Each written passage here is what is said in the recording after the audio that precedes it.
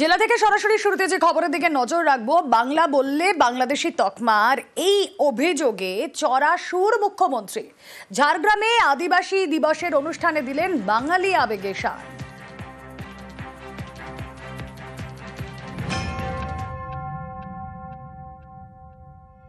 দশ টাকার নোটে 1912 সালের 10 টাকার নোট দেখুন বাংলায় লেখা আছে। আর এই অপদার্থরা আজকে 2025 সালে এসে বলছে বাংলা বলে কোনো ভাষা নেই, আর এখন বলছে বাংলা নাই। এরা কারা?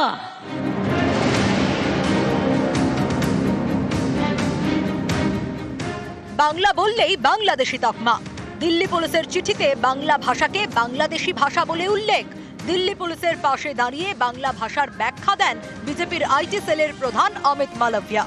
এতে বিতর্ক আরো বাড়ে। এই প্রেক্ষাপটে বৃহস্পতিবার ঝাড়গ্রামে আদিবাসী দিবসের অনুষ্ঠানে মমতা বন্দ্যোপাধ্যায়ের সুর সপ্তমে।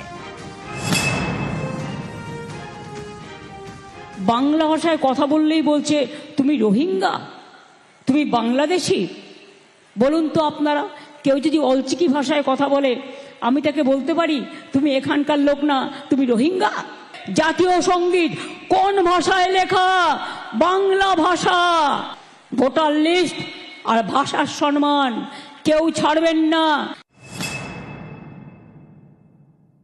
মতুয়াদের উপর অত্যাচার হচ্ছে মুম্বাইতে দুজন মানুষকে, একজনকে কুচিয়ে কুচিয়ে খুন করে বস্তায় ভরা হলো সে বাংলায় কথা বলে বলে। নিজের ভাষায় কথা বলাটা অপরাধ? যারা ভারতবর্ষের নাগরিক তাদের কেন তুমি বাংলাদেশে পাঠাবে? যদি কেউ সত্যি অনুপ্রবেশকারী হয় তার বিরুদ্ধে ব্যবস্থা না। আমাদের লোকেরা লড়াই দিল, স্বাধীনতা সংগ্রামীরা, আর আজকে বলে দিচ্ছে তোমরা বিদেশি। তার মানে তুমি একা স্বদেশী। জোর করে বাংলাদেশে পাঠিয়ে দিচ্ছে।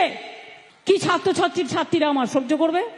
তোমাকে যদি বাংলাদেশে কাল পাঠিয়ে দেয়, একটা চিঠি পাঠিয়ে তুমি মেনে নেবে? তোমরা মেনে নেবে? কি মা লক্ষ্মীরা মেনে নেবেন? মা সরস্বতীরা মেনে নেবেন? কি আদিবাসী নেতারা যারা আছেন মেনে নেবেন? বলছে বাংলা ভাষা বলে কোনো ভাষাই নেই। তো রবীন্দ্রনাথ ঠাকুর কোন ভাষায় কথা বলতেন? স্বামী বিবেকানন্দ কোন ভাষায় কথা বলতেন? রাজা রামমোহন রায় কোন ভাষায় কথা বলতেন? ঈশ্বরচন্দ্র বিদ্যাসাগর কোন ভাষায় কথা বলতেন? বাংলার বাইরে বাঙালির হেনস্থার প্রতিবাদে পথে নেমেছেন মমতা বন্দ্যোপাধ্যায়। বোলপুরের পর বুধবার ঝাড়গ্রামে বাংলা ভাষা নিয়ে মিছিল করেন তিনি।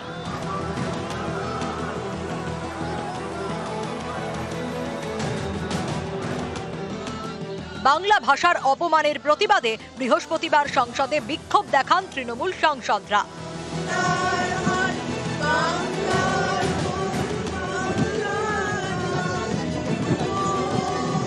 দিল্লি থেকে পশ্চিমবঙ্গ, 26-এর আগে বারবার বাঙালি আবেগের শান তৃণমূলের। 10 টাকার নোটে 1912 সালের দেখুন বাংলায় লেখা আছে। আর এই অপদার্থরা আজকে 2025 সালে এসে বলছে বাংলা বলে কোনো ভাষা নেই, আর এখন বলছে বাংলা নাই, বাংলা ভাষার অস্তিত্ব নাই। এরা কারা? নিউজ 18 বাংলা। এসআইআর এর প্রতিবাদে ফের চড়া সুর মমতার। ভোটে জিততে ভোটার তালিকা থেকে নাম বাদের চক্রান্ত বিজেপির। ঝাড়গ্রামের সভা থেকে অভিযোগ মমতা বন্দ্যোপাধ্যায়। পরিকল্পনা আছে সেন্ট্রাল গভর্নমেন্টের। আমি সরি, যারা ভাবছেন আপনার এপিক কার্ড আছে আর কিছু করতে হবে না, নিয়মটা পাল্টে দিয়েছে। নতুন করে আবার নাম তোলার চক্রান্ত চলছে। ভোটার লিস্টে নাম আছে কিনা আগের লিস্ট দেখলে হবে না, নতুন ভাবে গিয়ে ক্রস চেক করতে হবে। আর যাদের এখন 2002 সালের আগে জন্ম হয়েছে, 2002 সাল পর্যন্ত, বলছে তাদের বাবা মায়ের বার্থ সার্টিফিকেট লাগবে। কজনের আছে জিজ্ঞেস করুন। যারা আইন করছে তাদের আছে তো? তারা সোনার চামচ মুখে দিয়ে জন্মগ্রহণ করেছেন। তারা কি করে বুঝবে খেটে খাওয়া মানুষের কথা, গরিব মানুষের কথা? নতুন ভোটার যারা হচ্ছেন তারাও মনে রাখবেন বাবা মায়ের সার্টিফিকেট লাগবে। পুরনো যারা আছেন হতাশ হবেন না, দয়া করে দুঃখ পাবেন না। এটা একটা ডাবল ইঞ্জিন সরকারের চালাকি চলছে, চক্রান্ত, মানুষের নাম বাদ দিয়ে তাদের বাংলাদেশে পাঠিয়ে দেওয়া। এসআইআর নিয়ে সংসদে আলোচনা চায় তৃণমূল, বিজেপি চায় না তাই এড়িয়ে যাচ্ছে তোপ লোকসভায় তৃণমূলের দলনেতা অভিষেক বন্দ্যোপাধ্যায়। আমরা স্পিকারকে বলেছি যে আমরা চাই হাউস চলুক এবং এসআইআর নিয়ে আমরা ডিসকাশন দাবি করেছি। আমাদের এমপিরা কন্টিনিউয়াস অ্যাডজার্নমেন্ট মোশন দিয়েছে, আলোচনা চেয়েছে, কেন্দ্রীয় সরকার অ্যালাউ করছে না। স্পিকারকে বলেছি আপনি দরকার হলে সরকারের সাথে কথা বলে এসআইআর নিয়ে আলোচনা দিন। সরকারের যদি লোকানোর কিছু না থাকে আর সরকার যদি ভয় না পায় তাহলে আলোচনা কেন আপনারা এড়িয়ে যাচ্ছেন? আমরা চাই হাউস চলুক, বিজেপি চায় না হাউস চলুক। বিজেপির কাছে জবাব নেই, উত্তর নেই, সেই কারণে ওরা এড়িয়ে যাচ্ছে। যে ছবি আপনাদেরকে দেখাচ্ছি, ডিভিসি এভাবেই জল ছাড়ছে এবং প্রতি বছর এভাবেই জল ছাড়ায় জলমগ্ন হয়ে পড়ে এ রাজ্যের বিস্তীর্ণ এলাকা।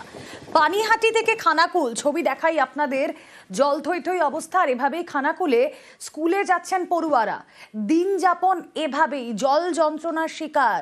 একদিকে বৃষ্টি, আরেকদিকে ডিভিসির ছাড়া জল, চরম দুর্ভোগ এখানকার বাসিন্দাদের।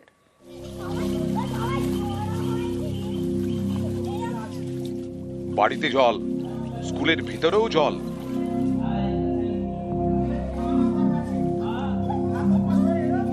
যেদিকে তাকানো যায় সেদিকেই জল। একদিকে বৃষ্টি, আরেকদিকে ডিভিসি, জোড়া ফলায় ভোগান্তি। বৃহস্পতিবারও জল ছেড়েছে ডিভিসি। বৃহস্পতিবার 59,500 কিউসেক জল ছাড়া হয়। মাইথন জলাধার থেকে 31,500 কিউসেক এবং পাঞ্চেত থেকে 28,000 কিউসেক জল ছাড়া হয়। হুগলির খানাকুল, মাসখানেকের ওপর জলে জল। খানাকুলের কামদেবপুর প্রাইমারি স্কুলে জমা জলে ভোগান্তি। দাঁড়িয়ে আছি খানাকুল 2 নম্বর পঞ্চায়েত এলাকার কামদেবপুর প্রাথমিক বিদ্যালয়ে। এভাবেই কিন্তু জল পেরিয়ে স্কুল চালু আছে এবং শিক্ষক থেকে ছাত্রছাত্রীদের এভাবেই এক হাঁটু জল পেরিয়ে স্কুলের দোতলায় উঠতে হচ্ছে। বিগত কয়েকদিন বর্ষার জলমগ্ন, রাস্তা জলমগ্ন হয়ে যাওয়ার জন্য আমরা ওই ফ্যান ভিজেই আসতে হচ্ছে দূর দূরান্ত থেকে আমাদেরকে। আর ছেলেপুলেদের খুব ঝুঁকি নিয়ে আসছে, সমস্ত ছোটখাটো যে অফিসিয়ালি কাজকর্মগুলো সারতে হচ্ছে। হুগলির সিঙ্গুর, এখানকার দক্ষিণ পাড়া এবং উত্তর পাড়ায় জমা জলে দুর্ভোগ।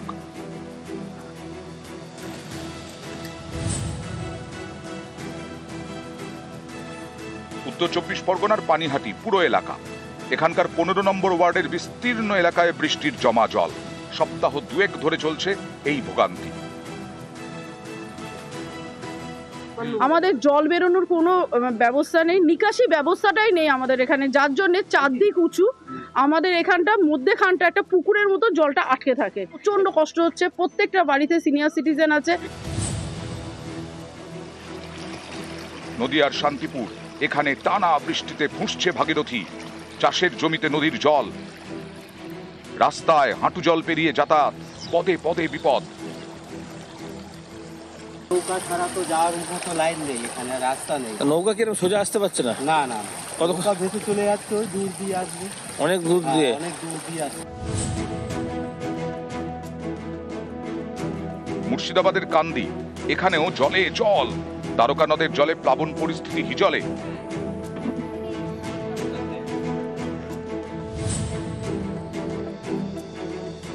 পশ্চিম মেদিনীপুরের ঘাটাল, 1.5 মাস ধরে প্লাবন পরিস্থিতি।